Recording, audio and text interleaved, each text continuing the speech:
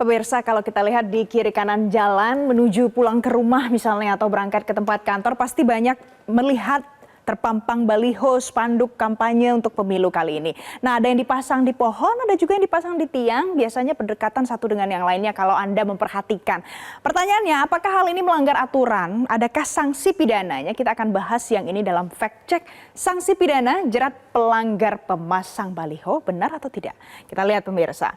Jadi pemirsa, kalau kita lihat yang pertama, ada beberapa pelanggaran pemasangan alat peraga kampanye atau yang kita singkat sebagai APK ini ditemukan di banyak daerah di Indonesia selama masa kampanye, karena sekarang masih masa kampanye. Yang pertama kita lihat ini dari beberapa daerah yang bisa dikumpulkan, mulai dari Bawaslu Kota Yogyakarta, ini ternyata sudah menertibkan 3.282 APK.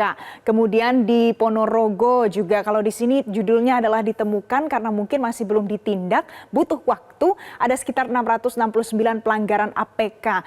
Di Salatiga juga sama. Kalau kita lihat yang paling banyak ternyata di slide ini, di Pati ini ditemukan sampai 12.547 pelanggaran APK. Di Batang juga ditemukan hal yang sama. Baik di tingkat provinsi, kabupaten, kota, ditemukan banyak pelanggaran pemasangan APK.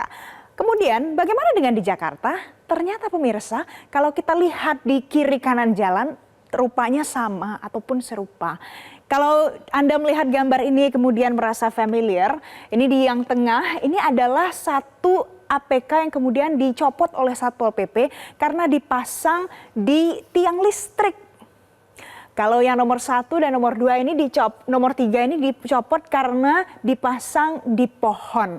Dan kemudian ada petugas yang kemudian datang untuk mencopot dari alat peraga kampanye ini. Ini adalah foto-foto yang ditemukan di Jakarta. Pertanyaannya, sebelumnya ada perwakilan PLN, General Manager PLN Unit Induk Distribusi Jawa Timur, namanya Agus Kuswardoyo, yang mengatakan begini, kami mengimbau agar APK tidak dipasang di tiang listrik atau di gardu, karena dikhawatirkan berpotensi mengantarkan arus listrik ketika tersentuh tegangan, apalagi saat kondisi basah, mengingat sekarang masuk musim hujan. Ini baru disampaikan tanggal 4 bulan Januari 2024. Kalau seandainya pernyataan ini disampaikan, berarti ini ada kejadian yang sudah terjadi sebelumnya yang tentu menimbulkan kerugian gara-gara APK yang dipasang tidak sesuai dengan aturan. Apa itu pemirsa? Kita lihat ada satu contoh kasus, korsleting listrik akibat pemasangan APK di tiang listrik. Saya bahas ini, ULP PLN Tuban kemudian menemukan 32 titik APK yang mengganggu kelistrikan. Apa indikator mengganggu kelistrikan? Adalah karena ternyata APK ini berupa spanduk, baliho yang dipasang di tiang listrik atau berdekatan dengan tiang listrik. Jadi tidak memenuhi standar yang ditetapkan oleh PLN. Kurang lebih berjarak sekitar 2-3 meter. Kemudian ada 2 kejadian korsleting listrik yang diakibatkan karena APK ini dipasang di tiang listrik dan berujung pada ada 2 desa di Kecamatan Regel dan di Kecamatan Palang yang mengalami listrik padam. Jadi ternyata memasang APK secara sembarangan ini bisa berdampak negatif dan merugikan masyarakat. Kemudian apa sebenarnya APK ini? Jadi APK ini ada banyak pemirsa. Kita lihat ini ada di PKPU Republik Indonesia nomor 33 tahun 2018. Yang dimaksud dengan APK itu adalah kalau kita lihat di kiri kanan jalan, ada yang namanya baliho, billboard, kemudian ada spanduk, umbul-umbul, dan bahkan di dalam PKPU ini diatur secara detail. Ukuran resmi tiap APK itu akan berbeda-beda.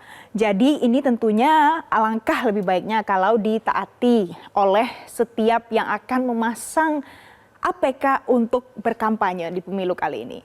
Lokasinya juga diatur di dalam PKPU nomor 15 tahun 2023. Lokasi yang dilarang yang saya highlight ternyata adalah di fasilitas pemerintah, tempat ibadah, gedung sekolah, rumah sakit, jalan protokol, jalan bebas hambatan, sarana dan prasarana publik, serta taman dan pepohonan. Jadi kalau kita lihat ada yang menempelkan gambar spanduk baliho di pohon, berarti itu adalah melanggar dari aturan yang sudah ditetapkan oleh KPU dan Bawaslu. Jadi kira-kira kalau seandainya ada yang merugikan, apa sanksinya? Sanksinya pemirsa, kalau kita lihat di pasal 76 PKPU 11 2020 ada sanksi peringatan tertulis, kemudian perintah untuk segera menurunkan APK itu dalam kurun waktu 1 kali 24 jam, dan yang paling Ini adalah sanksi yang agak berat kalau kita lihat di pasal 521 Undang-Undang Pemilu. Ternyata betul ada sanksi pidana penjara maksimal 2 tahun dan denda hingga 24 juta rupiah. Ini bisa dikenakan bagi yang melanggar aturan pemasangan APK selama masa kampanye pemilu 2024. Dengan data ini, jadi kalau seandainya Anda merasa APK yang Anda lihat mengganggu ataupun tidak sesuai dengan aturan yang sudah ditetapkan, kita sebagai masyarakat boleh untuk melaporkannya ke Bawaslu untuk segera ditindaklanjuti hal-hal seperti ini. Demikian fact check kita hari ini, ternyata ada betul sanksi pidana yang menjerat pelanggar pemasangan baliho. Jelajahi cara baru mendapatkan informasi. Download Metro TV Extend sekarang.